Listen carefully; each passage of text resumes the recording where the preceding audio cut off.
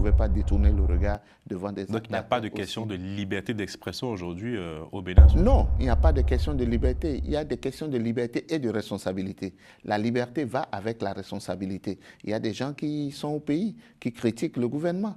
Mais s'ils le font avec les règles de l'art, ils ne sont pas menacés. Mais s'ils transgressent les règles et il n'y a pas la responsabilité, il faudrait... Transgresser, c'est quoi? C'est c'est faire une offense au président de la République? Non, pas nécessairement, non.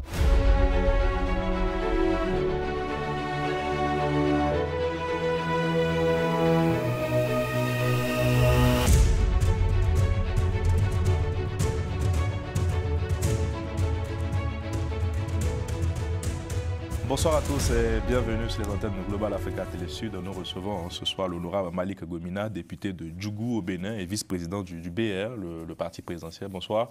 Bonsoir, chers journalistes, et bonsoir à vos téléspectateurs. Bienvenue sur les antennes de Télé Sud. Avec vous, on parlera de nombreux sujets, la lutte contre le terrorisme, les relations du Bénin avec vos voisins, notamment de l'AES, la vie politique béninoise. Avec les élections présidentielles en ligne de mire, le nord du Bénin est confronté à des attaques djihadistes de plus en plus meurtrières. Les assauts contre l'armée béninoise se sont intensifiés ces derniers jours. Le dernier bilan qu'on a, c'est 54 morts. Est-ce que les autorités béninoises, monsieur le député, sont à la hauteur de cette cause aujourd'hui? Oui, évidemment, les autorités béninoises sont à la hauteur. Et si juste là, le Bénin a tenu, le Bénin n'a pas cédé 1 centimètre de son territoire, ça veut dire que les autorités béninoises sont à la hauteur, tout comme nos forces de défense et de sécurité, à qui d'ailleurs je dois rendre hommage ici et saluer la mémoire de ceux qui sont tombés sur le champ de bataille. C'est vrai que c'est une quête permanente, il y a des jours sans, il y a des jours avec, mais pour le moment, le Bénin essaie de tenir parce que vous n'êtes pas sans savoir que cette menace qui englobe toute la sous-région, qu'elle quitte ailleurs pour venir au Bénin, elle essaie d'impliquer le Bénin dans ce combat-là. Nos forces tiennent, il arrive que nous perdons des hommes, nous nous organisons pour faire que la riposte soit à la hauteur de la barbarie qui nous attaque. Vous avez travaillé sur ce sujet. Quelles sont aujourd'hui, selon vous, les causes du développement du terrorisme à la frontière béninoise et quelles sont les pistes pour pouvoir répondre à ce problème aujourd'hui? Malheureusement, les causes, c'est parce que ces terroristes sont libres, ou du moins c'est parce que nos voisins, nos frères du Niger, nos frères du Burkina Faso ne sont pas arrivés à les contenir et donc ils sont libres dans cet espace commun à nos 3 pays et donc ils arrivent à nous attaquer. Sinon, l'extrémisme violent au Bénin n'est pas encore, et on le souhaite jamais, ne sera implanté au Bénin. Donc c'est quelque chose qui nous vient de nos voisins. Malheureusement, les pays ne changent pas d'adresse, les pays ne déménagent pas. Et donc nous sommes confrontés à la situation qui avait commencé au Mali et au Niger, qui a conquis le Burkina Faso et qui tente de conquérir le Bénin, mais nous sommes au vent debout pour pouvoir lutter pour que notre territoire soit intact. Malheureusement, c'est avec les pertes que l'on connaît. Et parlant de vos voisins, est-ce que le Bénin peut sortir de cette crise aujourd'hui sans l'aide de ses voisins aujourd'hui? Évidemment, non. Ce n'est pas sans l'aide. Nous ne demandons pas de l'aide de nos voisins, mais la collaboration. Nous demandons la collaboration parce qu'eux seuls, ils ne sont pas arrivés à endiguer le fléau.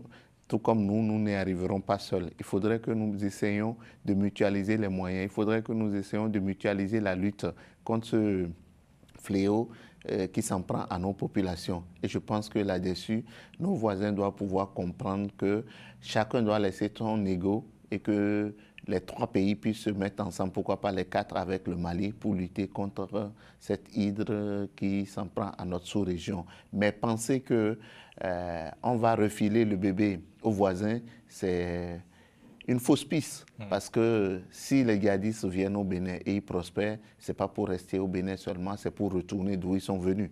C'est pour aller encore attaquer le Burkina, c'est pour aller attaquer le Niger. Donc, mutualisons les moyens Bénin, Niger, Burkina Faso pour que dans cette zone-là, on puisse les prendre en étau et en finir. Mais si on pense qu'en levant le pied dans cette zone-là, on va les laisser attaquer le Bénin. Oui, ils vont attaquer le Bénin, mais le Niger et le Burkina Faso aussi ne seront pas guéris du mal. Mais en tout cas, la collaboration va être pour le moins très difficile vu les discours qu'on a du côté de vos voisins. Notamment, on vous accuse d'abriter des bases militaires étrangères afin de pouvoir déstabiliser ces pays, notamment le Niger. Comment vous avez accueilli personnellement ces accusations quand même assez graves?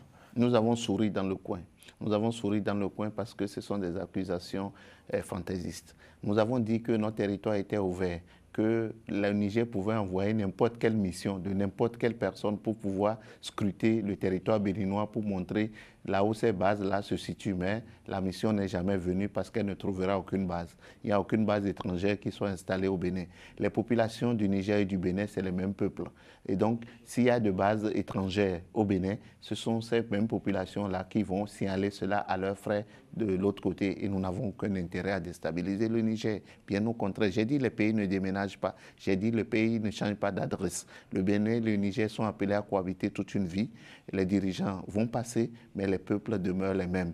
Je pense qu'il faudrait laisser, maintenant que c'est passé, maintenant que c'était quelque chose qu'il fallait servir aux populations, et aujourd'hui, il faut que la réalité nous rattrape et que nous comprenions que nous sommes appelés à collaborer.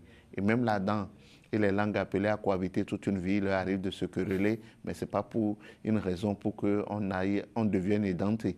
Donc, aujourd'hui, c'est passé, il faudrait que nos frères du Niger comprennent que nous sommes leurs frères et que nous sommes appelés à travailler ensemble pour le développement. Comment renouer ces liens aujourd'hui avec vos voisins? Nous sommes demandeurs. Nous n'avons jamais fermé les ponts. C'est vrai que...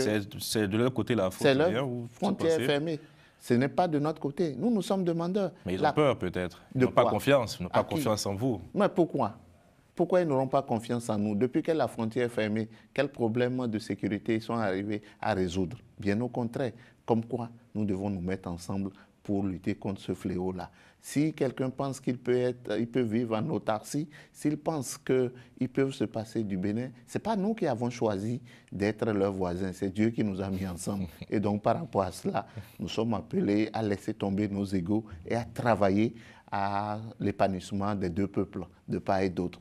Je dis c'est les mêmes populations de part et d'autre. Vous savez très bien que la frontière est théoriquement fermée, mais le fleuve continue à ne pas fonctionner.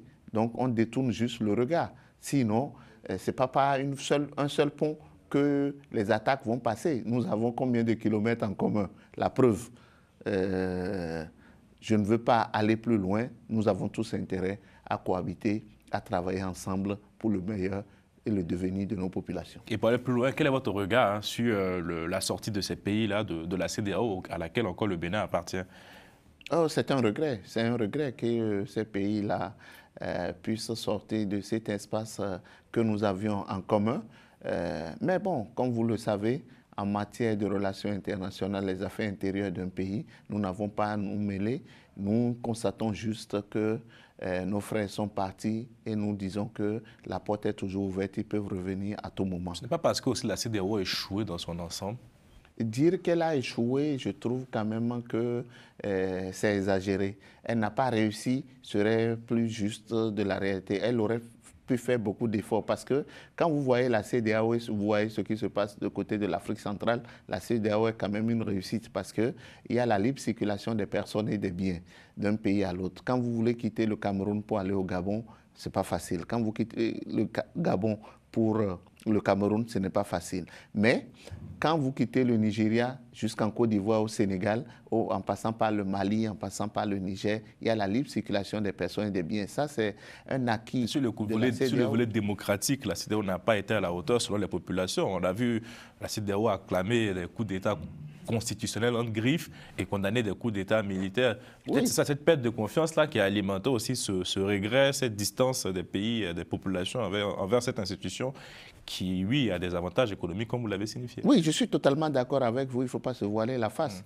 Que les modifications de constitution et autres ne sont pas de nature à nous permettre de vivre sereinement dans notre espace communautaire. Et je pense que c'est des choses à déplorer. Mais quand on a fini de déplorer cela, mais ceux qui ont fait des coups d'État militaires, est-ce que c'est ça la solution? Donc l'un dans l'autre, lorsque vous déplorez les coups d'État civils, bon, il faut aussi déplorer les coups d'État militaire, mais les coups d'État militaires ne sont pas la solution au problème. Et quelle est la bonne approche aujourd'hui pour la CEDEAO face à ces coups d'État militaires selon vous? La bonne approche, c'est de continuer par travailler, parler à nos frères. Il ne faut pas les exclure, il ne faut pas les sanctionner quand les coups d'État surviennent, parce que c'est le réflexe de la CEDEAO. Oui, c'est-à-dire il faut travailler à ce que les coups d'État ne surviennent pas.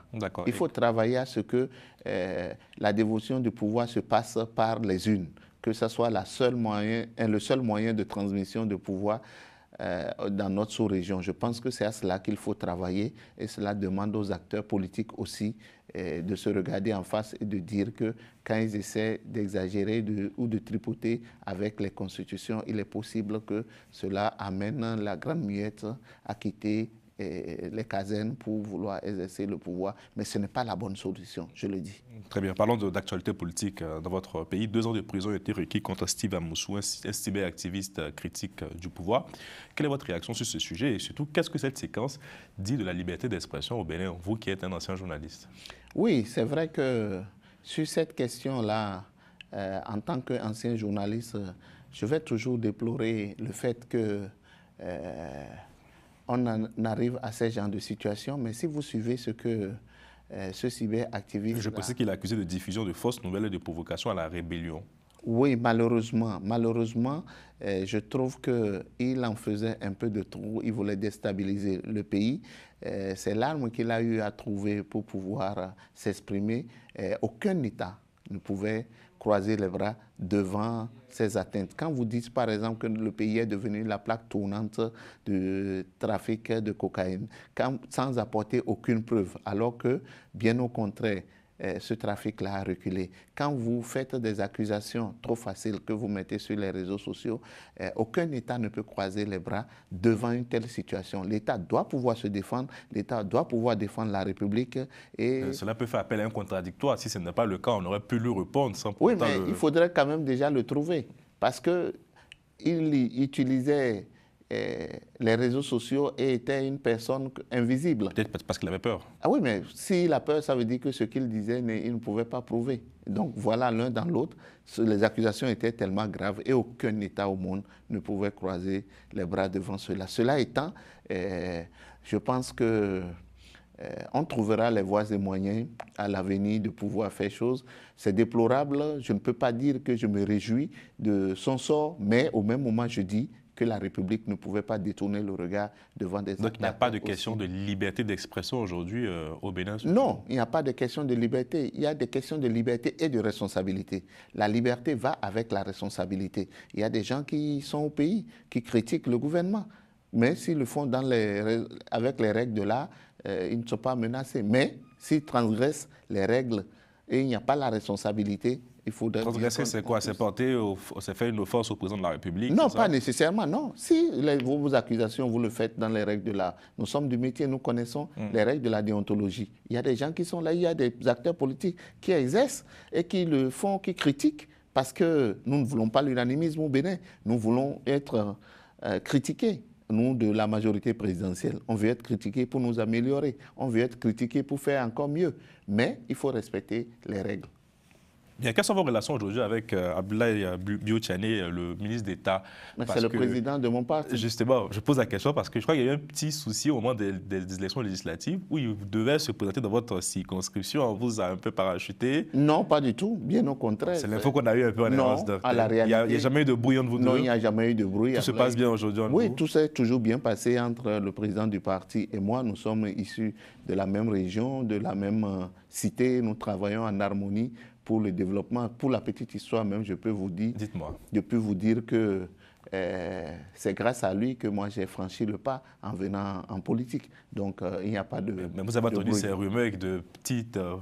Oui, mais c'est normal que les gens puissent à tout moment spéculer. Mais s'ils viennent à la réalité, ils verront. Vous voyez, entre le président Abdoulaye Biotchane et moi, je connais le président Abdoulaye Biotchane, ce n'est pas d'aujourd'hui. Depuis quand c'est un aîné pour moi, c'est un aîné de la zone. Et donc, j'ai compris très tôt que c'est sous lui que je pouvais gravir les escaliers. Bon, il peut arriver peut-être que certains pensent qu'à un moment donné, que je veux monter un peu vite, mais lui, il est pressé même que de me faire monter plus vite. Et donc, pour paraphraser, je dirais qu'il n'y a pas de fissure dans le bloc républicain aujourd'hui. Pas du tout, aucune fissure, mais alors aucune. Très bien. Et l'ex-ministre de l'Énergie, des mines de l'eau, Samoud Seydou Adambi, qui est désormais exclu de toutes les instances de votre parti. Il n'est pas exclu, il est suspendu. Enfin... C'est pas la même chose. D'accord. Est-ce que vous assumez cette décision-là aujourd'hui? Oui, la décision a été prise par le bureau exécutif national à laquelle j'appartiens. Nous avons estimé que notre camarade a posé des actes qui étaient un peu contraires. Certains commentateurs béninois disent qu'il n'y a pas de pluralisme chez vous. Hein, non, il y a du pluralisme. Mais moi, je vous dis qu'il n'y a pas la parole du chef. Je dis et je répète que notre camarade a posé certains actes que nous avons trouvés qui allaient contre les règles de notre parti. Et il ne fallait pas laisser la situation. Il a été suspendu. J'espère qu'il a compris et que donc il rejoindra les rangs pour que nous continuions ensemble le combat. Bien. Quels étaient vos rapports avec Olivier Boko? Olivier Boko, c'est un frère. C'est un frère qui malheureusement se retrouve dans une situation assez difficile et regrettable.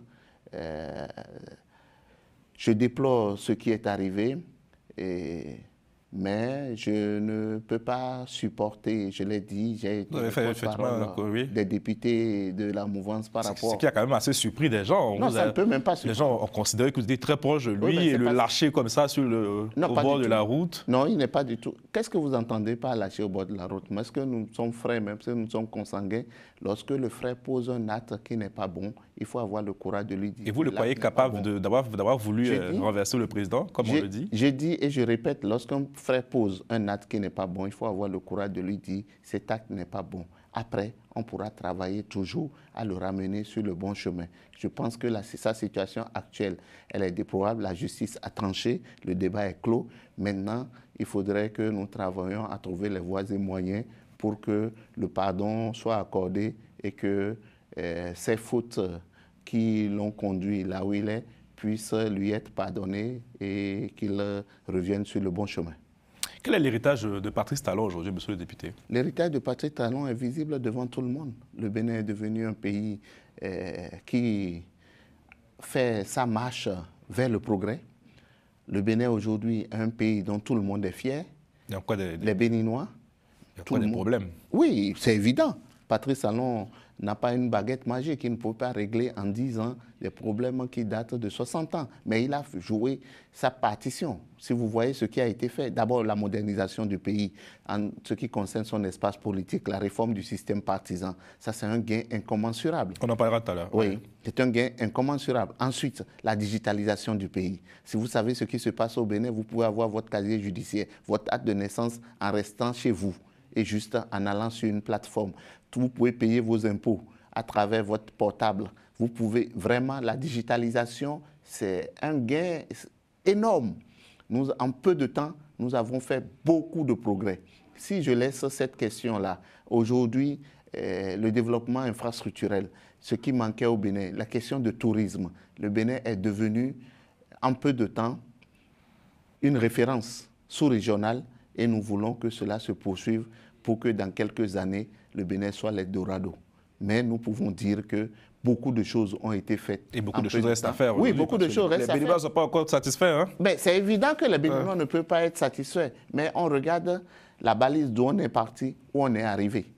Et incontestablement, personne ne peut dire qu'en 10 ans, le Bénin n'a pas changé. Et c'est sur ce bilan-là que le Bloc républicain présentera un candidat à la présidentielle et pourra surtout êtes-vous sûr de pouvoir remporter une élection en défendant le bilan de Patrice Talon aujourd'hui? Oui, c'est évident. Non seulement nous sommes sûrs, mais il ne peut en être autrement. Parce que les Béninois ont vu, ils ont entendu, ils savent, ils ont comparé entre ce qui se faisait avant et ce qui s'est fait. Et donc, là-dessus, il n'y a même pas l'objet d'un doute. Nous sommes de la majorité présidentielle, nous allons nous entendre avec les autres partis de la majorité présidentielle et dégager un candidat ou un duo de candidats qui va défendre est-ce qu'on a déjà des noms?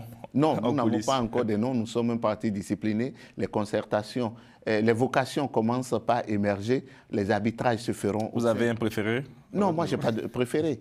Mon préféré, ce sera ceux qui seront retenus par le parti ou les alliances de partis que nous constituons au sein de la majorité. Et nous allons travailler à ce que ce qui a été fait puisse être pérennisé. Parce que ce bilan-là, on est fiers de le défendre.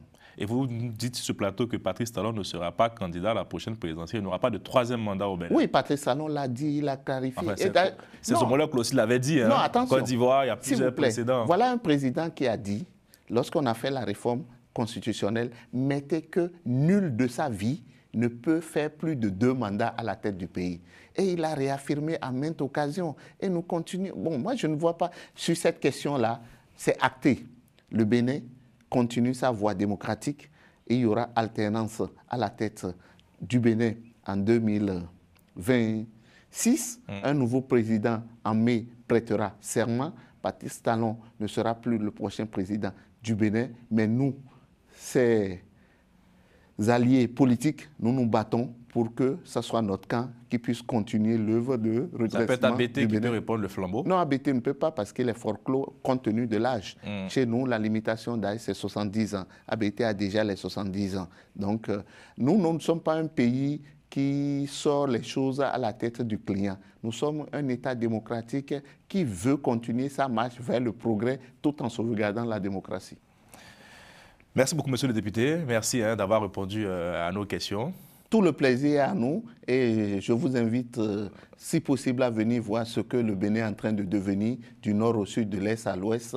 C'est un petit pays aux ressources certes limitées, mais qui a montré qu'avec la discipline et l'ordre, on peut faire des grands progrès. En tout cas, nous viendrons bien évidemment parce qu'on donnera aussi la parole à votre opposition qui a beaucoup de choses à dire. Oui, ce sont les premiers à observer la situation politique de votre pays. Absolument. Non, nous sommes totalement d'accord. Il faudrait qu'il y ait des voix divergentes qui viennent nous ramener à la raison et qui, quand vous savez, si vous êtes seul, vous avez tendance à vite vous égarer. Mais s'il y a des gens qui vous regardent, vous dites attention, on me regarde et donc il faudrait que je sois sur le droit chemin. L'opposition béninoise, elle est là, elle fait son petit bonhomme de chemin, mais malheureusement, nos résultats les empêchent d'avoir des résultats contestés, vu les conditions d'organisation qui sont aussi... Lesquelles conditions d'organisation? C'est ce que l'opposition dit. Non, mais c'est ce qu'ils disent. J'ai oublié ma question en plus. Désolé, sur la question du code électoral qui est vivement contestée. Certains m'ont dit, mais est-ce que vous-même, monsieur le député, vous pourrez aller à une élection et remporter avec ce code électoral, ce nouveau code électoral? Oui, mais c'est ce que je suis en train de dire. Le code électoral, il n'est pas valable seulement pour l'opposition. Il est valable autant pour nous. C'est des contraintes. Avant, nous avons plus de partis au pays que de communes. Nous avons dit, mettons-nous ensemble pour que l'espace politique soit mieux clarifié. Et donc, par rapport à cela, on nous oblige à nous mettre ensemble. Et le code électoral, certes, il est contraignant, mais il n'est pas contraignant pour l'opposition seule. Il est aussi pour nous. Donc, nous voulons avoir un espace politique, un espace démocratique dans lequel nous supportons pour pouvoir aller vers des grands ensembles pour la conquête du pouvoir, plutôt que chacun reste dans sa circonscription électorale et avec son club électoral. Avant, les congrès des partis politiques pouvaient se tenir dans l'espace d'une cabine téléphonique. Aujourd'hui, ce n'est plus le cas. Si vous êtes un micro-parti, vous n'avez aucune chance d'aller au pouvoir. Donc, nous nous sommes mis ensemble. Et donc, le code accompagne cet élan à ce que ce soit les grands groupes qui aient des représentants à l'Assemblée nationale. Où est le problème? Mais ça s'appelle une entorse à la liberté politique. Chacun peut décider de se mettre ensemble ou pas. Non, ce n'est pas une entorse. On dit, vous pouvez avoir votre parti. Mais si vous voulez aller siéger à l'Assemblée nationale, c'est que vous devez avoir un minimum de voix dans toutes les circonscriptions électorales. Donc, alliez-vous à des gens, mettez-vous ensemble. Si vous êtes fort dans votre circonscription de base, mettez-vous avec ceux qui sont forts dans leur circonscription et vous formez la liste. C'est ce qu'on dit. Il n'y a aucun problème. Le code, à mon sens, permet aux uns et aux autres de comprendre qu'une seule hirondelle ne peut pas faire le printemps, que les hirondelles ont besoin de se mettre ensemble pour que le printemps vienne. Merci, monsieur le député. Ouais. Merci. Je vais rendre l'antenne. Et puis, bon, comme j'ai dit, on laissera aussi la parole à votre opposition depuis Cotonou avec notre correspondant sur place, Babilas Boton et Bruno Savea. Bon retour au Bénin. Merci à Moustapha Kanté et bonne suite de programme sur les antennes de Télé Sud. Merci, Cheikh.